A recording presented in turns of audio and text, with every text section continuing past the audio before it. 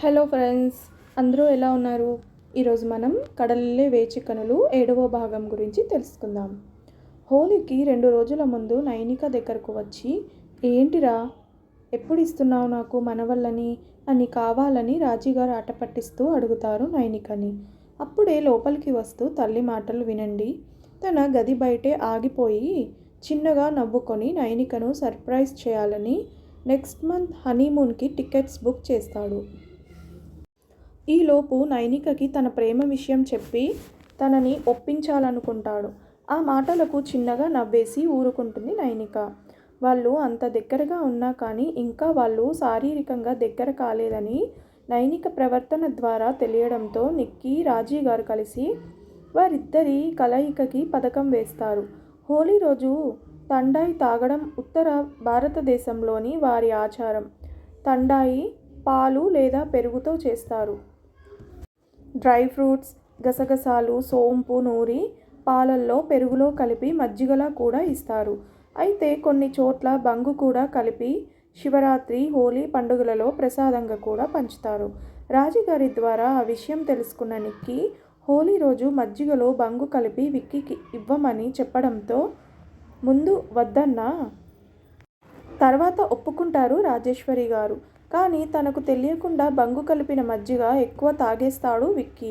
అదే సమయంలో హోలీకి పుట్టింటికి వచ్చిన విక్రమ్ మేనత్త నైనికనందరూ బాగా చూసుకోవడంతో తట్టుకోలేక తన పరువు తీయాలని ఇంట్లో అందరూ ఆమెను తిట్టాలని బంగు కలిపిన మజ్జిగ మిశ్రమాన్ని తాగిస్తుంది నైనిక చేత.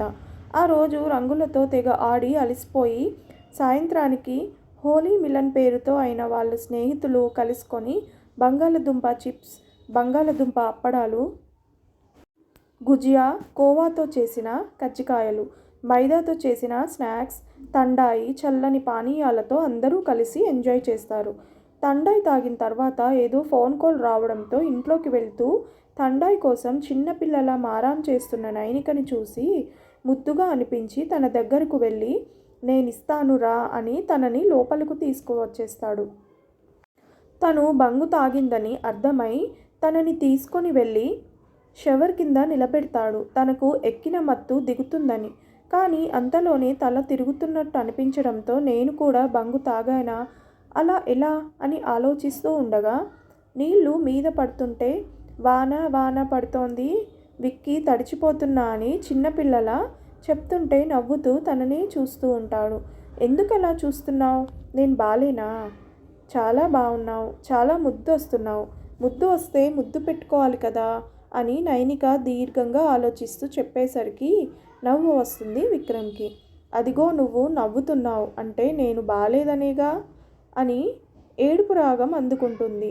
అప్పటికే విక్కీకి కూడా మత్తుగా అనిపించి ఆమె నుదుట చిన్నగా ముద్దిచ్చి ఆపై ఆమె అంగీకారం కోసం ఆగి తన వైపే ప్రేమగా చూస్తుండడంతో తను తాగింది కొంచెమే కావడం, పైగా అంతసేపటి నుండి షవర్ కింద నిలబడడం వల్ల మత్తు కాస్త తగ్గినా విక్రమ్ అలా ముద్దు పెట్టి అంత దగ్గరగా ఉండేసరికి ఏదో తెలియని అలజడి అనుభూతి కలగడంతో చెంపలు కెంపులు కాగా అతని గుండెలపై వాలి అతని గుండె చప్పుడు వింటూ అలా ఉండిపోయింది.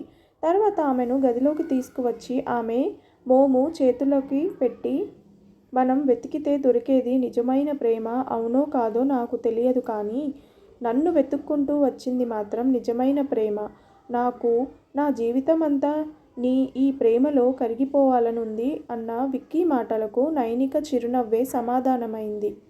ఆ చిరునవ్వు చూసి తనని గోడకి లాక్ చేసి ముద్దులతో ముంచెత్తుతుండగా అయిన వాళ్ళంతా వస్తున్నారని నైనికను పిలవడానికి వెళ్ళిన రాజీగారు కొడుకు కోడల్ని చూసి విషయం అర్థమై తలుపులు వేసి చడీ చప్పుడు కాకుండా కిందకి వచ్చేస్తారు. అత్తగారు వెళ్తుండగా చూసిన నైనిక ఆ ముద్దుల పర్వానికి బ్రేక్ ఇచ్చి సిగ్గుతో వాష్రూంలోకి వెళ్ళి ఫ్రెష్ అయి బయటకు వచ్చేసరికి బిక్కమొహం వేసుకొని ఇది అన్యాయం అంటాడు. సమయం సందర్భం ఉండొద్దు అని చిన్నగా కసిరి విక్కీని బాత్రూంలోకి నెడుతుంది ఫ్రెష్ అవ్వమని. విక్కీ వచ్చేలోగా చీర కట్టుకొని రెడీ అయి కిందకు వెళ్తుంది. కిందకు వచ్చిన నైనిక రాజీగారు ఆట పట్టిస్తారేమో అని భయపడుతూ ఉండగా నైనికను చూసి గెస్ట్ల కోసం జ్యూస్ చేయమని చెప్పి ఆవిడ పకోడీలు వేస్తూ ఉంటారు. అత్తగారు సైలెంట్గా ఉన్న ఆవిడ మొహంలో ఆనందం చూసి హమ్మయ్య అనుకుంటుంది నైనిక. ఫ్రెష్ అయిన విక్కీ కిందకు వద్దామనుకున్నా బంగ్ ఎక్కువగా తీసుకోవడం వల్ల మత్తుగా నిద్రపోతాడు. వచ్చిన వారంతా విక్రమ్ గురించి అడగడంతో ఆయన నిద్రపోతున్నారు అత్తయ్య అని రాజీగారికి సైగ చేసి తను వంటగదిలోకి వెళ్ళిపోతుంది. నైనిక ఆ రోజు సాయంత్రం విక్కీని లేపి భోజనం తినిపించి మళ్ళీ పడుకోపెడుతుంది. రాత్రి 8 గంటలకు నిద్రలేచిన విక్కీ నిద్రమత్తులో ఉండగా రూంలోకి వచ్చిన నైనికను చూసి పైకి లేచి తన చీర కొంగు పట్టుకునేసరికి వెనక్కి తిరిగి ఏంటి అన్నట్టు చూడడంతో సమయం ఇంకా సందర్భం ఎప్పుడు వస్తాయని అమాయకంగా అడుగుతాడు. విక్కీ మాటలకు చిన్నగా నవ్వేస్తూ వస్తాయి గానీ ఎంతసేపు పడుకుంటారు, ఇంటికి వచ్చిన వారంతా మీ గురించి అడుగుతుంటే సమాధానం చెప్పలేకపోతున్నాం, వెళ్ళి పలకరించి రావచ్చు కదా అని చెప్పేసరికి సరే అని ఫ్రెష్ అయి కిందకు వెళ్తాడు. వచ్చిన వాళ్ళతో మాట్లాడుతూ నైనిక రాక కోసం ఎదురు చూస్తూ ఉంటాడు.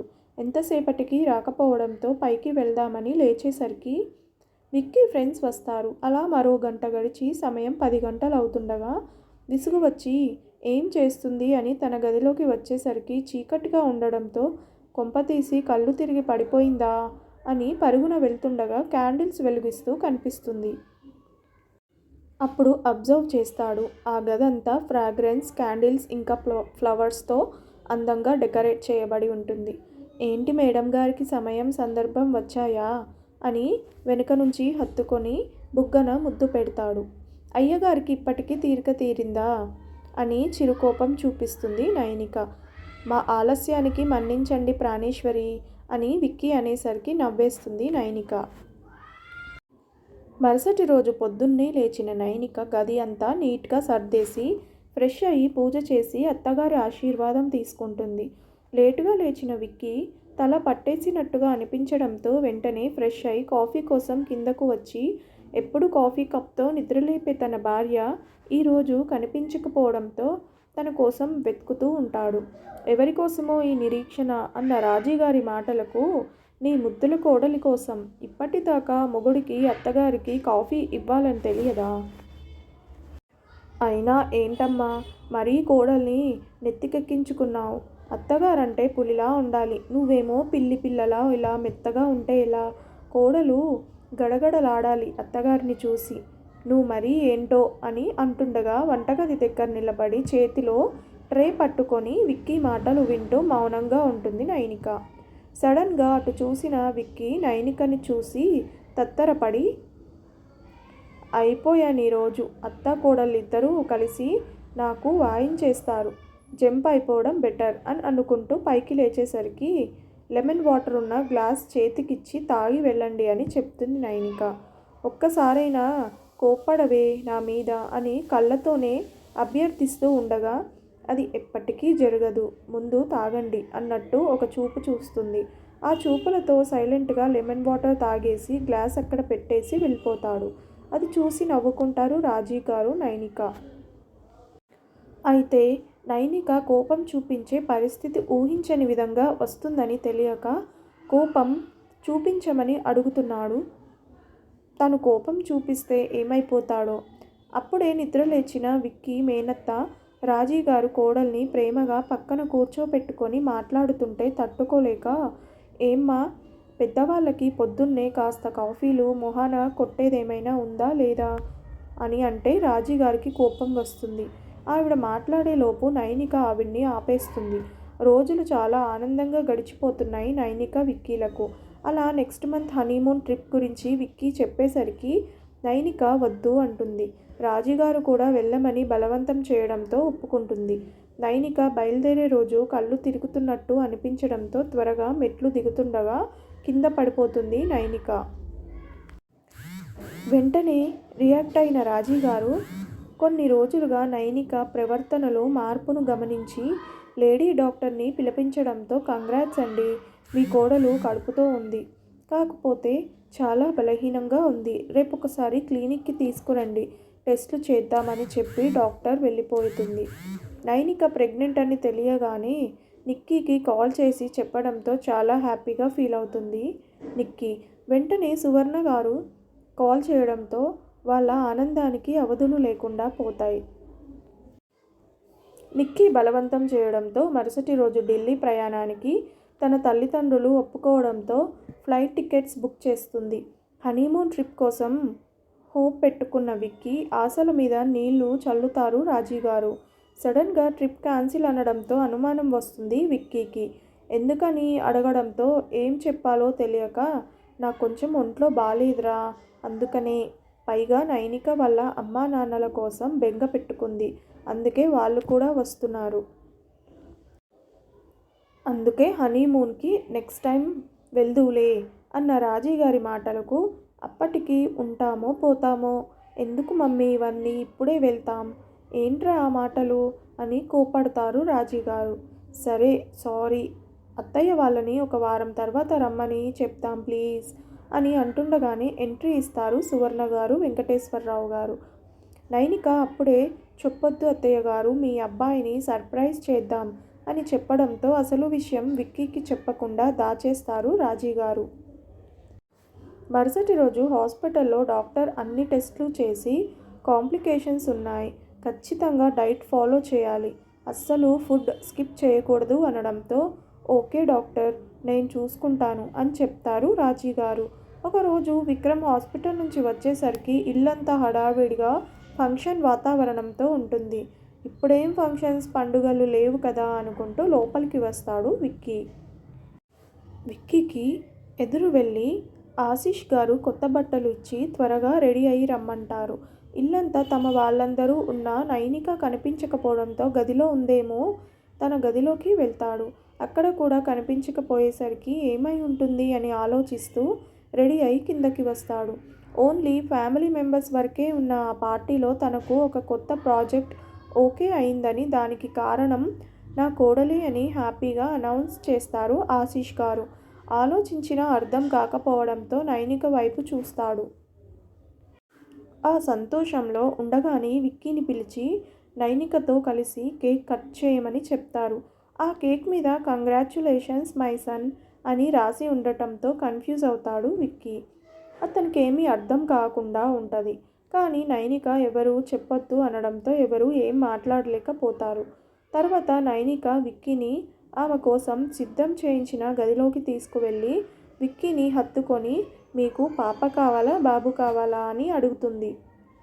నాకు పాప కావాలి, ఒకవేళ మీకు కూతురు పుడితే నన్ను వదిలేస్తారా? కూతురు నాకెందుకు పుడుతుంది, నీ కడుపున కదా పుట్టేది అని నవ్వుతాడు విక్కీ. ఆ మాటతో బాధగా చూస్తుంది నైనిక. సరే సరే, అయినా ఇప్పుడు ఆ మాటలన్నీ ఎందుకు, పద మన గదిలోకి వెళ్ళాం అంటాడు విక్కీ. ఇక నుంచి ఇదే నా గది అని చెప్తుంది నైనిక.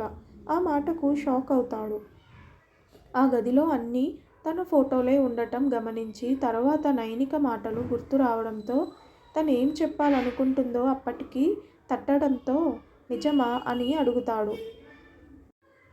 అవును అని తల ఊపుతూ అతని చేతిని తన పొట్ట మీద పెట్టుకుంటుంది. విక్కీ చాలా ఎగ్జైటింగ్గా యాహూ అని అరుస్తూ నైనికని ఎత్తుకొని తిప్పుతూ ఉంటాడు.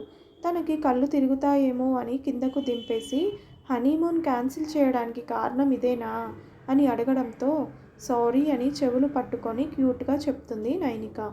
ముందే చెప్పాల్సింది కదా అని చాలా హ్యాపీగా ఫీల్ అవుతాడు విక్కీ. వెంటనే నాకు తప్ప అందరికీ చెప్పావు అన్నమాట అని అలుగుతాడు. విక్కీ అల్లరికి నవ్వేస్తూ హత్తుకొని బుగ్గ మీద ముద్దు పెడుతుంది. నైనికను పిలిచి భోజనం తినిపించి దిష్టి తీసి టాబ్లెట్ వేయమని విక్కీకి చెప్పి కాసేపటి తర్వాత పాలు తాగి పడుకోమని నైనికకు చెప్తారు. రాజీగారు, సువర్ణ గారు విక్కీ జాగ్రత్తగా చూసుకోవడంతో రోజులు చాలా ఆనందంగా గడిచిపోతున్నాయి. అలా నైనికకు 7వ నెల రావడంతో సీమంతం చేయాలి అనుకుంటారు రాజీగారు, సువర్ణ గారు. శ్రీమంతానికి పంతులు గారిని అడిగి ముహూర్తం పెట్టించి అయిన వాళ్ళందరినీ పిలుస్తారు. కానీ నిక్కీ మాత్రం రాదు. ఇప్పటికీ కాస్త నిక్కీ మీద ఉన్న కోపం తగ్గుతుంది విక్కీకి. ఎందుకంటే తను తప్పుకోబట్టే నైనిక తన జీవితంలోకి వచ్చిందని. ప్రస్తుతం విక్కీ చాలా హ్యాపీగా ఉన్నాడు. నిక్కీ వచ్చి ఉంటే నైనిక కోసం అయినా క్షమించేవాడేమో. కానీ అన్నీ అనుకున్నట్లు జరిగితే అది జీవితం ఎందుకు అవుతుంది? నైనిక సీమంతానికి ఏర్పాట్లు ఘనంగా చేస్తారు. ఇదిలా ఉంటే అక్కడ నిక్కీ తన అక్కని చూసుకునే అదృష్టం కూడా లేకపోయిందని బాధపడుతుండగా విక్కీ తండ్రి ఆశీష్ గారి నుంచి వీడియో కాల్ వచ్చేసరికి షాక్ అవుతుంది. ఆయన కాల్ చేసి నిక్కీ మొత్తం శ్రీమంతం ఫంక్షన్ చూసేలా ఫోన్ను ఫ్రంట్ పాకెట్లో పెట్టుకుంటారు. నైనికను అలా నిండుగా చూసి సంతోషంతో కన్నీళ్లు వచ్చేస్తాయి నిక్కీకి. నిక్కీ ఎమోషనల్ అవ్వడంతో జోక్స్ వేస్తూ నవ్విస్తూ ఉంటాడు కృష్ణ. అలా కృష్ణ జోక్స్ వింటూ నైనికని చూస్తుంటుంది. తర్వాత విక్కీని వచ్చి నైనికని ఆశీర్వదించమని చెప్పడంతో విక్కీ వచ్చి నైనికను ఆశీర్వదించి నుదుట ముద్దు పెడతాడు. విక్కీని చూసి ఒక్క క్షణం గతం కళ్ళ ముందు మెదులుతూ ఉండగా తలనొప్పిగా అనిపించి కాల్ కట్ చేసి కాఫీ తాగడానికి వెళ్ళిపోతుంది. నిక్కీ డిస్టర్బ్గా ఉందని తనని కాల్ చేయడానికి ఐస్ క్రీమ్ చీకు ఫ్లేవర్ తీసుకువచ్చి ముందు పెడతాడు. అది నిక్కీకి ఫేవరెట్ అయినా తనకి ఉన్న బాధ ఐస్ క్రీమ్తో పోయేది కాదు. కానీ కృష్ణ ప్రయత్నానికి చిన్నగా స్మైల్ ఇచ్చి తన ఆలోచనలు పక్కకు నెట్టి ఐస్ క్రీమ్ తింటూ వర్క్ గురించి కొలీగ్స్తో డిస్కస్ చేస్తోంది. తన మూడ్ సెట్ అయిందని తెలిసి అతను 2 రోజుల్లో ఆన్సైట్ ఆస్ట్రేలియా వెళ్లాల్సి ఉందని చెప్తాడు. ఇంట్లో వాళ్ళు లేకపోవడం, ఇక్కడ జాబ్లో బెస్ట్ ఫ్రెండ్ అయిన కృష్ణ కూడా వెళ్ళిపోతానని అనడం తనకు బాధను కలిగిస్తుంది. కానీ ఇంత మంచి ఆపర్చునిటీ తన ఫ్రెండ్కి వచ్చినందుకు చాలా హ్యాపీగా ఫీల్ అవుతుంది. నిక్కీకి అలాంటి ఆఫర్ వస్తే నా దేశం దాటి ఉద్యోగాల పేరిట అయితే నేను పోలేను అని సున్నితంగా తిరస్కరిస్తుంది. శ్రీమంతం ఫంక్షన్ అంత బాగా జరగడం తట్టుకోలేకపోతుంది విక్రమ్ మేనత్త. ఒక్క అవకాశం ఎదురు చూస్తుంది. ఆ అవకాశం తనకి త్వరగా దొరుకుతుందని తను కూడా అనుకోలేదు. కానీ ఆవిడ కుళ్ళు, ఈర్ష్య మనుషుల జీవితాలను మరొకసారి తారుమారు చేయనున్నాయి. ఆ రోజు రాత్రి అందరూ పడుకున్నాక నిక్కీకి వీడియో కాల్ చేసి మాట్లాడుతూ ఉంటారు సువర్ణ గారు, రాజీ గారు. మధ్యరాత్రిలో మెలకువ వచ్చి నీళ్ల కోసం ఫ్రిడ్జ్ దగ్గరకు వెళ్తుండగా ఎవరిదో ఏడుపు వినిపించి అడుగులో అడుగు వేసుకుంటూ బయటకు వచ్చేసరికి సువర్ణ గారు, రాజీ గారు ఎవరితోనో మాట్లాడుతూ కనిపిస్తారు. ఎవరు రా అని చూద్దామంటే కనిపించట్లేదు. ఒకవేళ తను చూడటం వాళ్ళు చూస్తే విషయం ఏంటో తెలియదని గోడచాటుగా నక్కి వాళ్ళ మాటలు వినే ప్రయత్నం చేసింది. నీలాంటి చెల్లెలున్నందుకు నైనిక చాలా అదృష్టవంతురాలు అన్న రాజీగారి మాటలకు అవకాశం లేదు కాబట్టి రేపటి ఉదయం ఎలా అయినా మాట్లాడాలి. ఎటు అందరికన్నా ముందు లేచేది నైనికనే కదా అని ఏం మాట్లాడాలి, ఎలా మాట్లాడాలి అని ఒక ప్రణాళిక సిద్ధం చేసుకుంటుంది. మరుసటి రోజు ఉదయం నైనికతో మాట్లాడడం కోసం రాత్రంతా నిద్రపోకుండా ఉంటుంది విక్కీ మేనత్త. నైనిక లేచి ఫ్రెష్ అయి పూజ చేసేసరికి దేవుని గది గుమ్మం దగ్గర కాపు కాస్తుంటుంది ఆ గుంటనక్క. పూజ ముగించి బయటకు వచ్చిన నైనిక ఆవిడను చూసి, పిన్ని గారు మీరు ఇంత త్వరగా ఏమైంది, మీ ఆరోగ్యం బాగానే ఉందా అని అడిగేసరికి, నా ఆరోగ్యం బాగానే ఉందమ్మా, కాకపోతే నీ ఆరోగ్యం గురించే నా బెంగంతా. అదేంటలా అంటున్నారు? నా ఆరోగ్యానికి ఏమైంది? నేను బాగానే ఉన్నాను కదా. ఏం బాగు తల్లి, చెల్లెలు ప్రేమించిన వాడిని పెళ్లి చేసుకొని చెల్లెలకు జీవితమే లేకుండా చేశావు. అన్నీ తెలిసి విక్రమ్ కూడా నీ దగ్గర ఈ నిజం దాచి నిన్ను ఎందుకు మోసం చేయాలి? మీ అత్తామామలు, అమ్మా నాన్నలు, నీ భర్త అందరికీ తెలుసు నీ చెల్లెలు నిక్కీ మన విక్కీ ప్రేమించుకున్నారని. మరి నీకెందుకు తెలియదు? నాకు ఇప్పటికీ అర్థం కావట్లేదు. నీ పెళ్ళి జరిగింది అన్న మాటే కానీ నీ జీవితంలో జరిగిన ఏ వేడుకకు నీ చెల్లి ఎందుకు రాలేదు? పైగా నువ్వు కడుపుతో ఉన్న ఈ టైంలో అని ఆవిడ నైనిక మొహం చూసేసరికి కళ్ళు నుండి కన్నీళ్లు కారుతూ ఉండేసరికి, చెల్లెలు ప్రేమించిన వాడిని చేసుకొని జీవితమే లేకుండా చేసావన్న మాట దగ్గరే నైనిక ఆగిపోతుంది. కానీ ఆవిడని నమ్మటానికి లేదు. కావాలని ఎప్పుడూ ఏదో ఒకటి చెప్తుంది అని అక్కడి నుండి వెళ్ళిపోవాలని అనుకుంటుండగా, నా మాట నమ్మకపోతే నీ చెల్లిని ఫోన్ చేసి అడుగు. కృష్ణని సంవత్సరంలో పెళ్లి చేసుకుంటాను అన్నది కూడా అబద్ధమే. ఇన్ని అబద్ధాలు ఎందుకు చెప్పిందో అని వంకరగా అంటుండగా ఆవిడ వైపు కోపంగా చూస్తుంది. విన్నారు కదా ఫ్రెండ్స్, ఈ కథ కనుక మీకు నచ్చితే ప్లీజ్ సబ్స్క్రైబ్ చేయండి, లైక్ చేయడం మర్చిపోకండి. దీని తర్వాత కథని మరొక భాగంలో విందాం. Thank you so much for watching this video.